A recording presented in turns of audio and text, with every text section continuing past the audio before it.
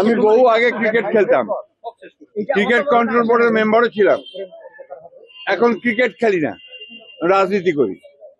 তো এই ক্রিকেটের ব্যাপারে আন্তর্জাতিক রাজনীতির প্রশ্ন জড়িত আছে, আমাদের দেশের সম্মান জড়িত আছে। নিঃসন্দেহে আমাদের একজন ক্রিকেটারকে অপমান করা হয়েছে, আমরা মনে করি এটা আমাদের দেশকে অপমান করা হয়েছে।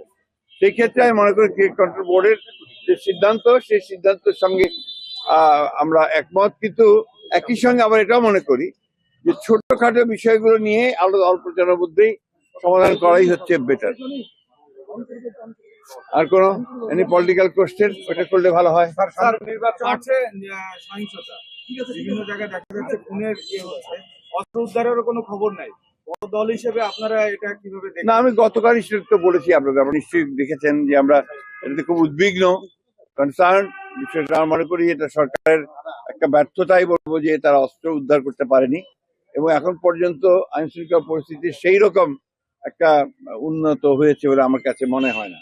তবে আমি আশাবাদী, আমি মনে করি যে নির্বাচন চলাকালীন সবাই সেটা ইমপ্রুভ করবে আরো, এবং একটা ভালো অবস্থায় আসবে।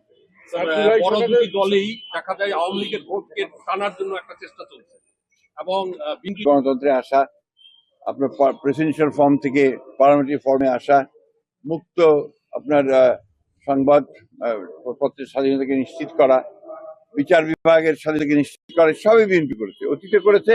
বিএনপি 31 দফার মধ্য দিয়ে ওটাকে আরো নিশ্চিত করেছে, এবং এখন যে সংস্কার সংস্কার কমিশনের মাধ্যমে গৃহীত হয়েছে তার সবই বিএনপির কমিশনের মধ্যে আছে, তার প্রস্তাবের মধ্যে আছে। সুতরাং আমরা মনে করি যে বিএনপি নিঃসন্দেহে সেলফ সাফিসিয়েন্ট একটি রাজনৈতিক দল, যে অতীতে এককভাবেই সরকার চালিয়েছে, সরকারে ছিল, এবং সবচেয়ে ভালো কাজগুলো বিএনপি করতে সক্ষম হয়েছে।